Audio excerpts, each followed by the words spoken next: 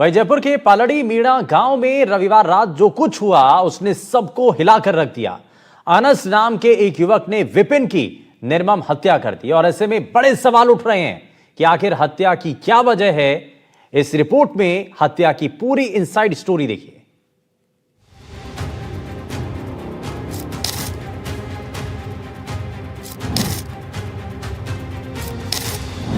पहले कंधे पर रखा हाथ,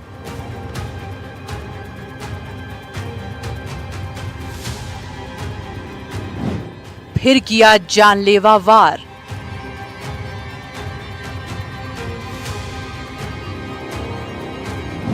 चौदह बार शरीर पर किया वार।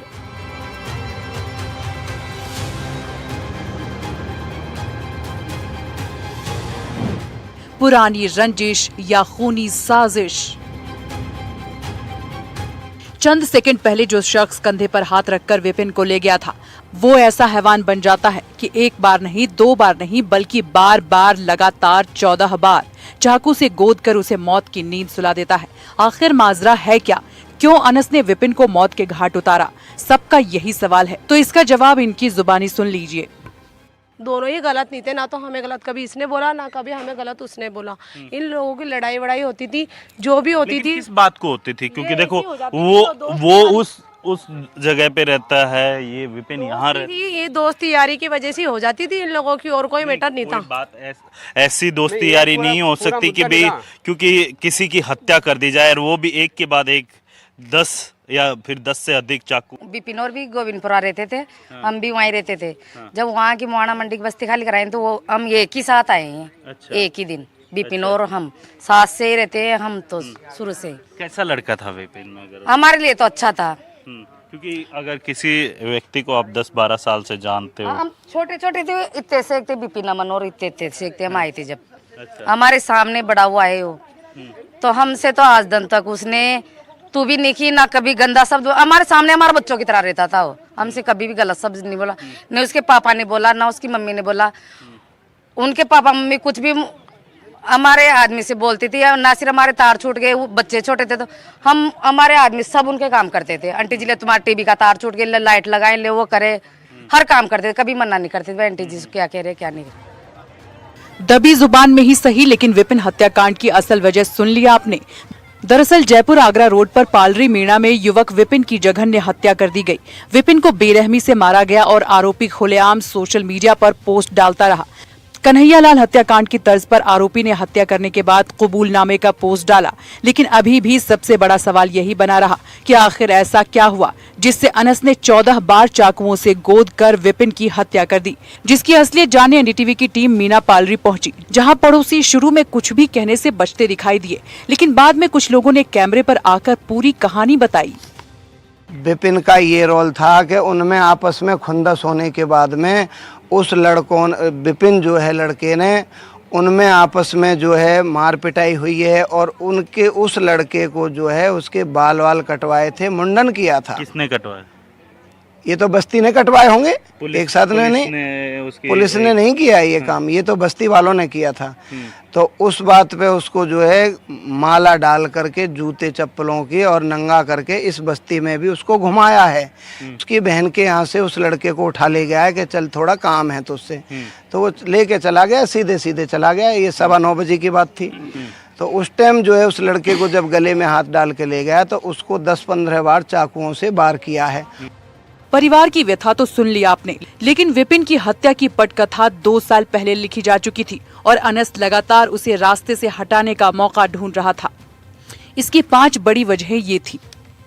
विपिन की मां की बकरी गलती से अनस के घर में चली गई। अनस की बहन ज़ेबा ने विपिन की मां को थप्पड़ मारा, जिससे परिवारों के बीच रंजिश शुरू हो गई।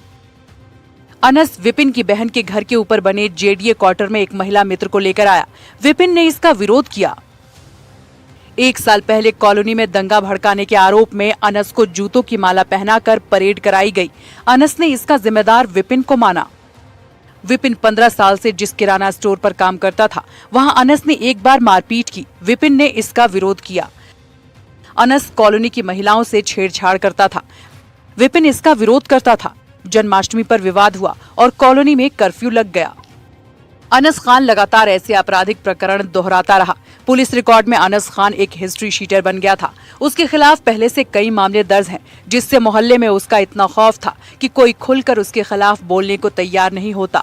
इसलिए जब हमारी टीम अनस के घर पहुंची तो वहां अधिकतर लोग चुप रहे, लेकिन कुछ महिलाओं ने हिम्मत दिखाई और हत्याकांड की कहानी बताई। वो 1-1.5 साल पहले कुछ घटना हो गई थी इस मोहल्ले में, बच्चियों को लेकर, लड़कियों को लेकर उसने किसी से छेड़खानी कर दी होगी। तो जिस बच्चे का अनस ने छेड़खानी करी होगी, तो विपिन ने उसको देखकर उसका ऑब्जेक्शन लिया। उसने बात करी कि भाई आप यहाँ पे मोहल्ले के आदमी हो, आप ऐसे मत करो। तो लड़ाई झगड़ा हो गया होगा इस बात के पीछे, तो उनके घर में हाथ पैर चल गए होंगे, उन्होंने उनको मारा होगा, उन्होंने उनके मारा होगा। तो फिर पुलिस वालों ने उनकी बात सुनी थी और उसको जेल में भी बंद करा दिया था। लेकिन उसके बाद वो यहाँ पे बोल के गया था कि मैं बदला लेके रहूँगा।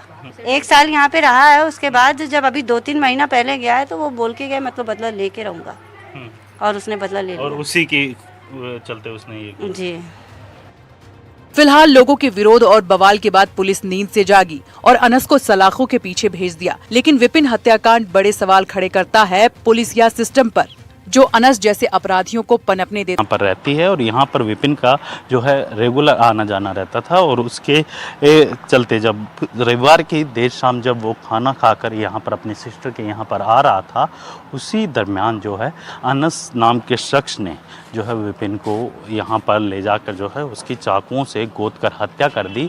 और करने वाली इस पिकअप गाड़ी पर चट्टानें गिरी और ये हादसा हो गया। इस हादसे में एक शख्स की मौत हो गई जबकि एक घायल है। पूरे हिमाचल प्रदेश में 22 और 23 जुलाई को भारी बारिश का ऑरेंज अलर्ट जारी किया गया है। मौसम विभाग ने पर्यटकों के साथ साथ स्थानीय लोगों को नदी नालों के पास न जाने की सलाह दी है। उत्तराखंड के चमोली जिले में बारिश की वजह से हालात बेहद खराब है। भूस्खलन की वजह से सड़कें बंद पड़ी हैं। ऐसे में निर्वाचन कर्मचारियों को पोलिंग स्टेशन जाने के लिए नदी नाले पार करने पड़े। 7 किलोमीटर पैदल चलकर ये सभी डुमक गांव पहुंचे।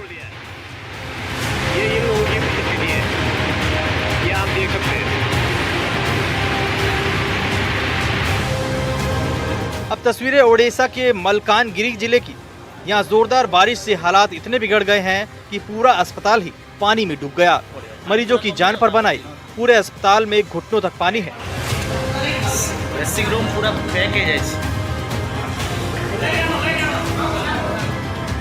जरूरी दवाइयाँ, बेड और इलाज से जुड़ा सामान सब पानी में भीग गया।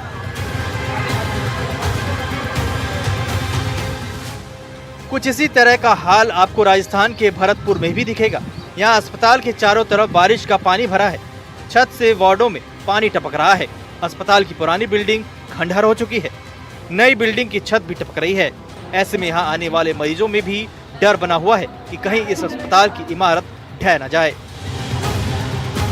राजस्थान के बलोत्रा जिले में लूनी नदी का बहाव काफी तेज हो गया है। इस बीच यहाँ एक बस चालक ने बहते पानी से बस को पार करने की कोशिश की, लेकिन बस बीच में ही फंस गई।